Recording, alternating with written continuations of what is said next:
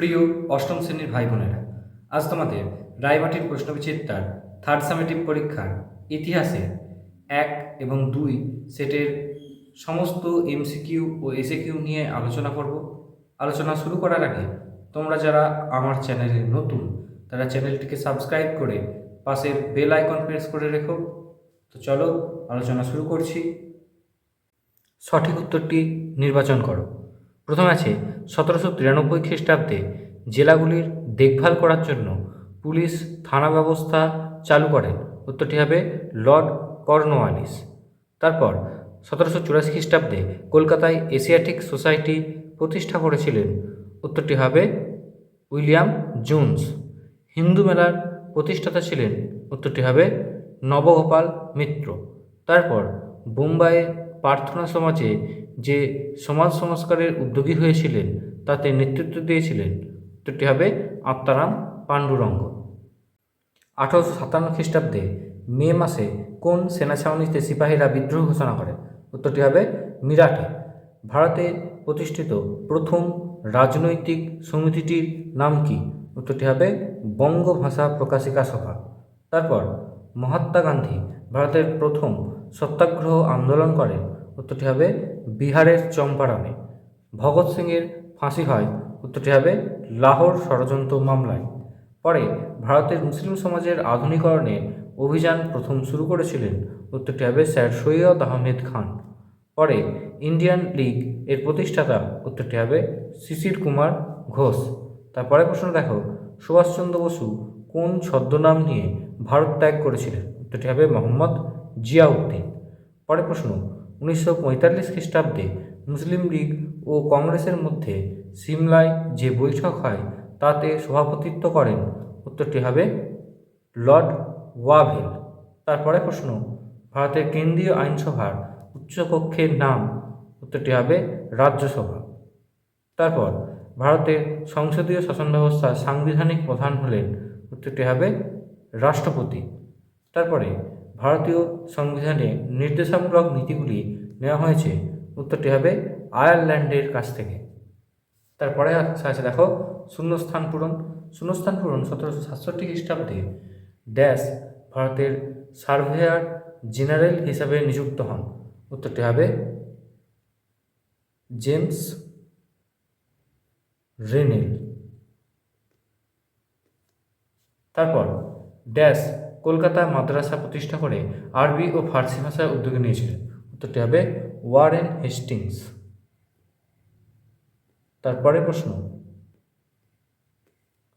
1907 খ্রিস্টাব্দে জাতীয় কংগ্রেস ড্যাশ অধিবেশনে সভাপতি নির্বাচন নিয়ে নরমপন্থী বনাম চরমপন্থী দ্বন্দ্ব চূড়ান্ত রূপ নেয়। উত্তরটি হবে সুরাট অধিবেশনে। তারপরে প্রশ্ন, ড্যাশের নেতৃত্বে 1930 খ্রিস্টাব্দে 18 এপ্রিল চট্টগ্রাম মস্তকার লুণ্ঠন হয়। উত্তরটি হবে সূর্য সেনের নেতৃত্বে। তারপর 1932 খ্রিস্টাব্দে ব্রিটিশ প্রধানমন্ত্রী ড্যাশ ঘোষণায় সাম্প্রদায়িক বাঁটোয়ারার কথা বলা হয়। উত্তরটি হবে র্যামসে ম্যাকডোনাল্ড।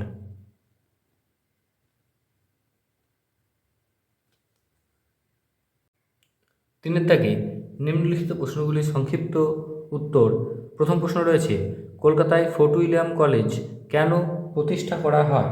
উত্তরটি হবে ইউরোপীয় প্রশাসকদের এদেশীয় ভাষা ও সংস্কৃতি বিষয়ে প্রশিক্ষণ দানের জন্য প্রতিষ্ঠিত হয়েছিল ফোর্ট উইলিয়াম কলেজ। এটি প্রতিষ্ঠা করেছিলেন লর্ড ওয়েলেসলি।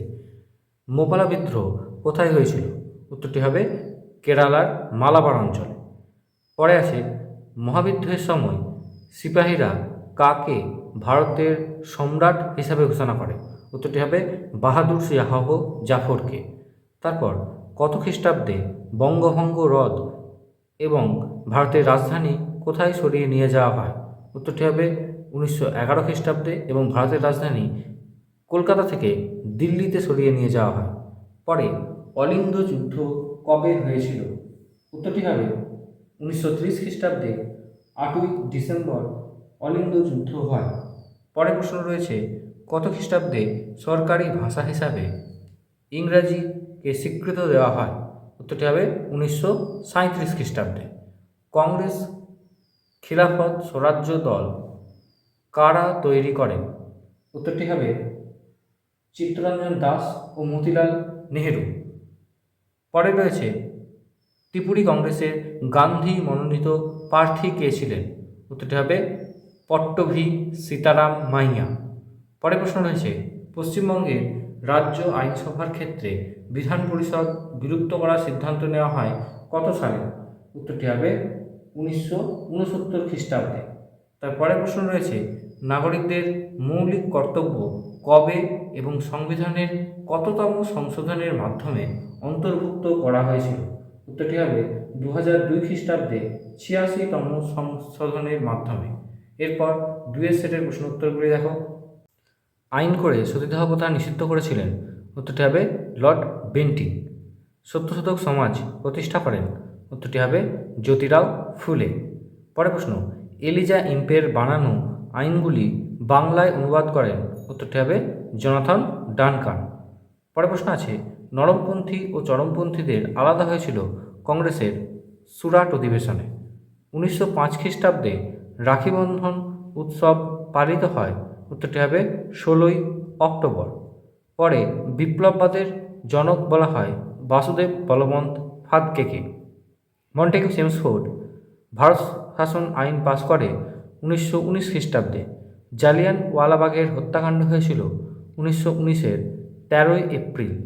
ভগৎ সিংয়ের ফাঁসি হয়? উত্তরটি হবে লাহোর ষড়যন্ত্র মামলায়। মুসলিম লীগের লাহোর অধিবেশনের সভাপতিত্ব করেছিলেন মোহাম্মদ আলী জিন্নাহ। কৃষক প্রজা পার্টির নেতা ছিলেন? উত্তরটি হবে এ.কে ফজলুল হক। ভারতের স্বাধীনতা আইন পাস হয়? এর উত্তরটি সঠিকভাবে তেমন দেওয়া নেই, এখন পর্যন্ত দেখিনি, যদিও 1947-এর 18ই জুলাই হতে পারে। আমি পরে তোমাদের কমেন্ট বক্সে পিন করে দেব।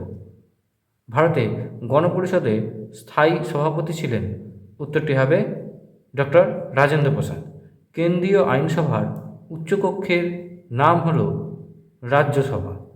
গ্রামীণ পঞ্চায়েত ব্যবস্থার সবচেয়ে উপরের স্তরে রয়েছে জেলা পরিষদ। এক কথায় উত্তর দাও।